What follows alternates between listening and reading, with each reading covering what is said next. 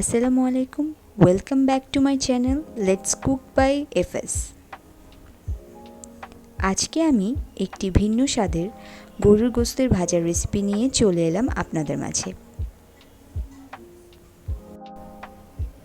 চলুন শুরু করা যাক। প্রথমে আমি গোশতগুলোকে কেটে নিয়েছি ছোট করে।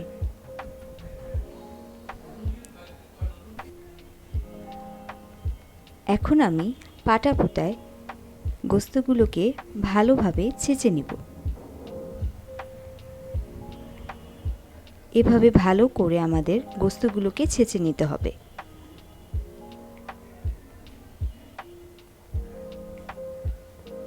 এভাবে ছেঁচে মাংস ভাজা স্বাদই অন্যরকম হয়।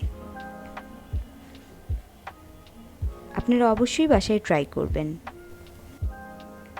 মাংসগুলো মেরিনেট করার জন্য আমি এখানে কিছু এলাচি ও দারচিনি বেটে নিব।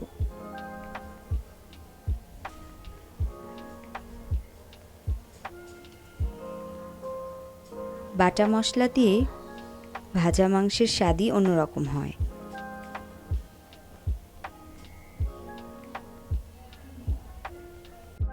এখন এখানে দিব আদা রসুন,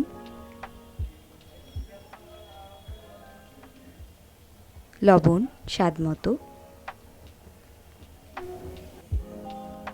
মরিচ পরিমাণ মতো, হলুদের গুঁড়ো পরিমাণ মতো, জিরা গুঁড়ো, সয়া সস। আমি এখানে একটু ফিশ সস ব্যবহার করেছি। এখন আমি ভালো করে সবগুলো উপকরণ মিশিয়ে নেব। কিছুক্ষণের জন্য রেখে দিব। এখন আমি একটি প্যানে সামান্য তেল গরম করে নিচ্ছি। একে একে মাংসগুলো দিয়ে দিব।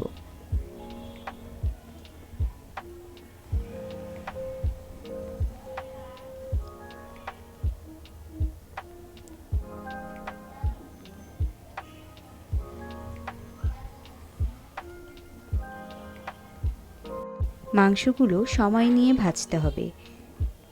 বেশি তাড়াতাড়ি করে ভাজতে যাবেন না, একটু সময় নিয়ে ভাজতে হবে।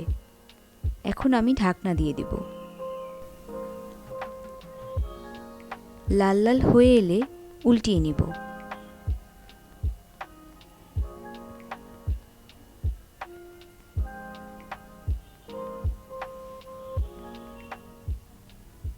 সুন্দরভাবে লাল করে এপিট ওপিট ভেজে নিতে হবে।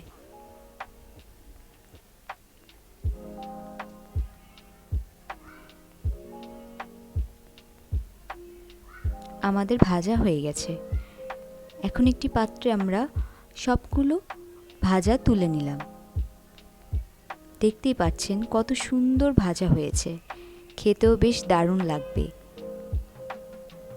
গরম গরম ভাতের সাথে এই শীতের দিনে এই রেসিপিটি ট্রাই করে দেখবেন, অনেক মজা লাগবে। আশা করি আপনাদের সবার রেসিপিটি খুব ভালো লেগেছে। ধন্যবাদ সবাইকে আমার এই রেসিপিটি দেখার জন্য।